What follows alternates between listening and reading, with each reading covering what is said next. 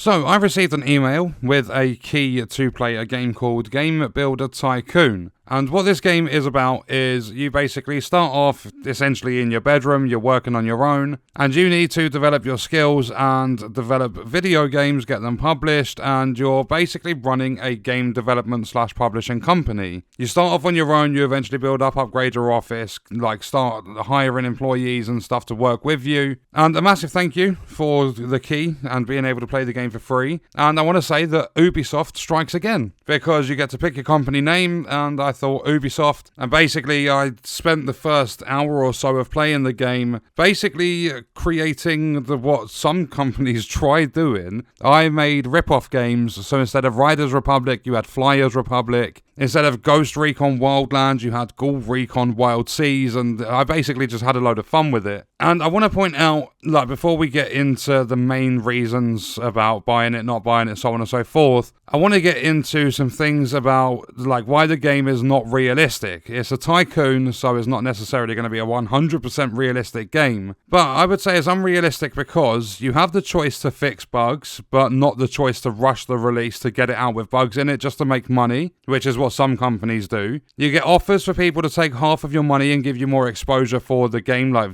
a chance to build more followers and stuff. But there's nothing like Xbox coming and approaching you and offering you millions and millions to buy out your company. And you've also got the option to put in-app purchases in your games, but there's not an option to make them shiny, and there's also not an option to refresh your store every day to encourage kids to steal their parents' credit cards. And then on the realistic side, I created a game because after my fun with Ubisoft, I basically kept the same company name, so I don't think you can actually change it. And what I did was started ripping off pretty much everyone. So there's a recent game that came out that I really enjoyed called Iron Meat. So instead I made Bronze Fish. I basically did the world's shittiest play on words with video game titles. Instead of Grand Theft Auto, I released Minor Theft Auto. Instead of Red Dead Redemption, I released Blue Alive Redemption. But this game gets really realistic because in recent videos, simulator-based videos, I have spoken about eventually getting a game called Simulator.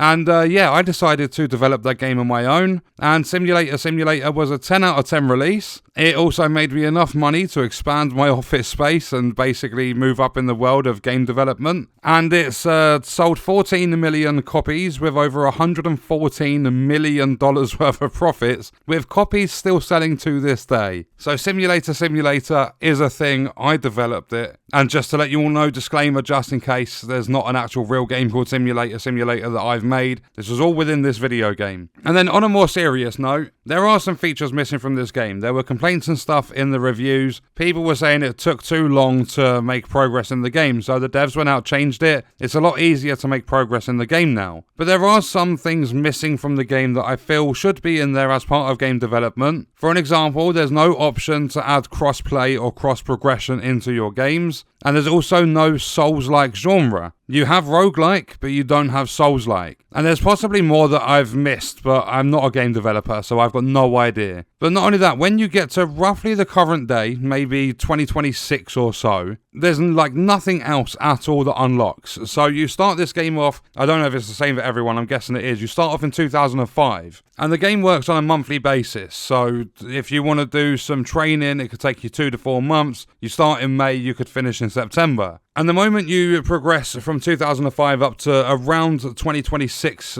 somewhere between 2024 and 2026, that sort of area, you will not have anything else in this game unlock for future additions to your games and things like that. So I feel through updates at some point, if the devs are willing to update the game even more and add extra features to it, I feel as though there's a few things, especially the cross-play, cross-progression, the Souls-like, things like that could be added in. And what you do, the whole premise of this game is building up your, game development company or whatever you want to call it. You build it up as much as you possibly can. And I'm going to say that I have completed this game because I spent around 2.5 hours playing. So it's a rather short game unless you're willing to sit there and do the same thing over and over and over again. I made it all the way to the biggest office you can get, which requires having 500 million in your account. I eventually went on to have over 1 billion before I quit the game. You get your follower count as you make progress. I think that was well into the millions. You have a reputation which has 6 levels. It goes all the way from hated to loved, and I dropped to respected. I was loved for a while. I did drop to respected because people weren't liking my games too much. It felt as though the odd game would have IGN review in it because I often got 7s as my ratings. But you've got your reputation, things like that. You can, you start off in your bedroom developing games on your own. You can only have a small game. You can only do, word of mouth marketing and things like that. And you eventually just, upgrade everything so that you go from small to medium to large games, then up to AAA. You go from working on your own to working with one other person. Then you have 3 other people. Then you eventually have 5 other people and up to 6 of you working on the games at the same time. So you pick,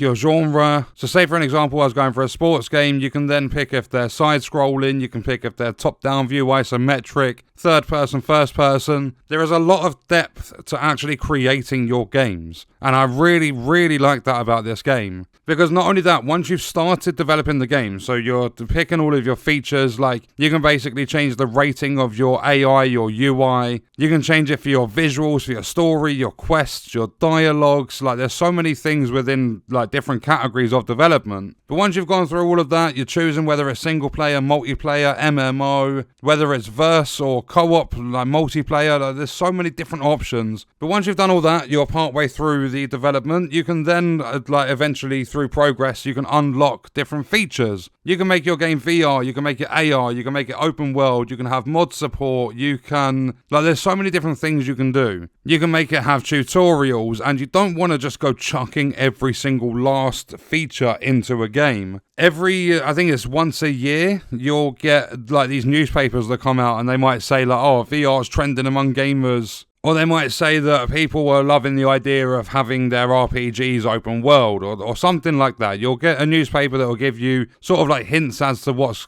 trending within the market. You'll get them once a year or so. So there is a lot to this game. Even though it seems incredibly minimalistic, there is a lot of depth. There are so many different features and stuff you can add to your games. You have to research a lot of it, most of it in fact, and it all costs money. You have to train yourself up. You need to hire the right people. If your people are not that creative, your games aren't going to perform that well. And what they do is once you've developed your game fully, you're going to release it. You can have influencer endorsements. If you're creating a free-to-play game, you can have exclusive rewards. You can put your in-app purchases, you can make them free-to-play or paid games, and you have to wait until you get to 2013 to put in-app purchases into your free-to-play games. But once you've developed and released a game, you're going to get your review ratings for it, and you're going to make initial sales money. And then as you are working on training your staff, as you're working on researching new things, time's going to pass and you're going to continue to get sales money until at some point in the future, I don't think it's a specific life cycle, maybe a couple of years or so. After that amount of time, your games are going to stop generating that much money. They're not going to get anywhere near as much because the hype around them's kind of died off. So even though there are a couple of serious things, I know I had to mess around with the simulator and stuff.